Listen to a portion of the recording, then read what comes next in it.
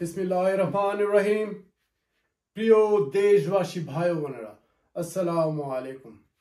Doctor Mohammad Yunus তিনি অন্তর্বর্তীকালীন সরকারের দায়িত্ব নিয়েছেন। এটি একটি নিঃসন্দেহে ভালো সিদ্ধান্ত হয়েছে বাংলাদেশের জন্য।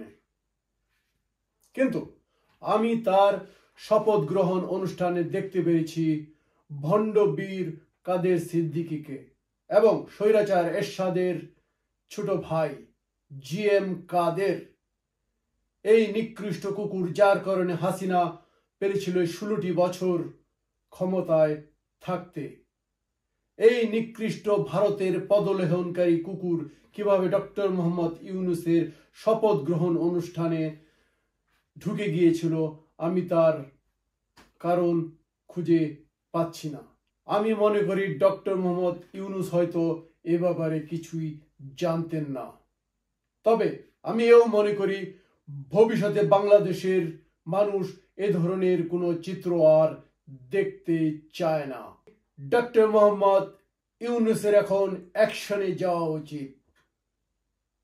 এসব জিএম কাদেরকে কিভাবে ফাঁসিতে ঝুলানো যায় তার দ্রুত ব্যবস্থা করা উচিত। হয়তো বাংলাদেশের মানুষ এই চিত্রটি দেখার অপেক্ষায় রয়েছেন।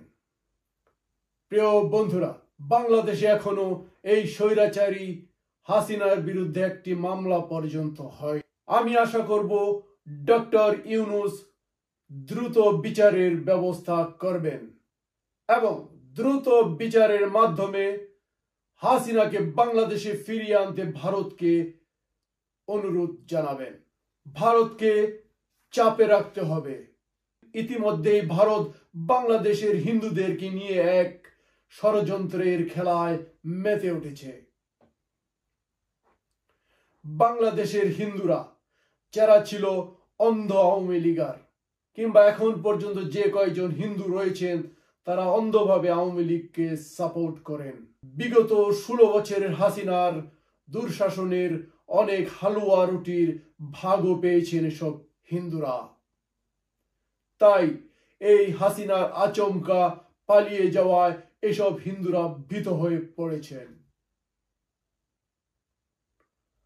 আর এই ভীত হিন্দুরা অনেকে ভারতে নিরাপদ আশ্রয়ের জন্য সীমান্তে পাড়ি জমিয়েছেন। তারা জনরোষের হাত থেকে বেঁচে থাকতে চান।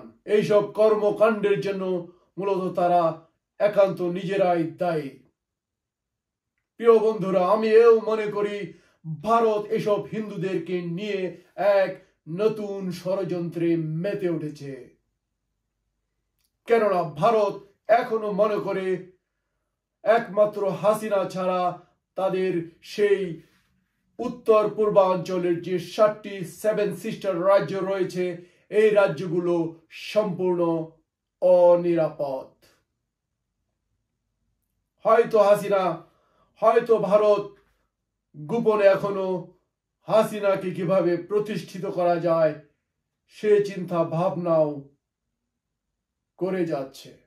ইতিমধ্যেই হাসিনার ছেলে সজীব ওয়াজেদ জয় তার হুঙ্কার দিয়েছেন হাসিনা নাকি আবার বাংলাদেশে ফিরে আসবে।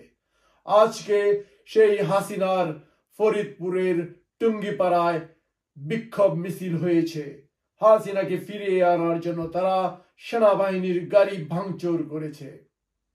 প্রিয় বন্ধুরা, বাংলাদেশের আওয়ামী লীগ, হিন্দু এবং ভারত সরকার মিলে যে একটা চক্রান্ত করছেন তা ধীরে ধীরে স্পষ্ট হতে চলেছে।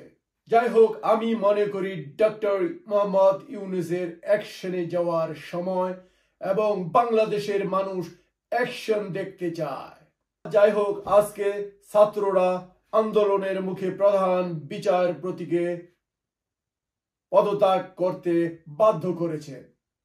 কিন্তু বাংলাদেশে এমন হাজারো প্রতিষ্ঠান রয়েছে, পুলিশ থেকে শুরু করে প্রতিটি থানার ওসি হাসিনার নিয়োগ প্রাপ্ত। বাংলাদেশের এমন হাজার প্রতিষ্ঠান রয়েছে যেখানে এখনো কর্মরত রয়েছে আওয়ামী লীগার কিংবা আওয়ামী লীগের নিয়োগপ্রাপ্ত উপরের কর্মকর্তারা।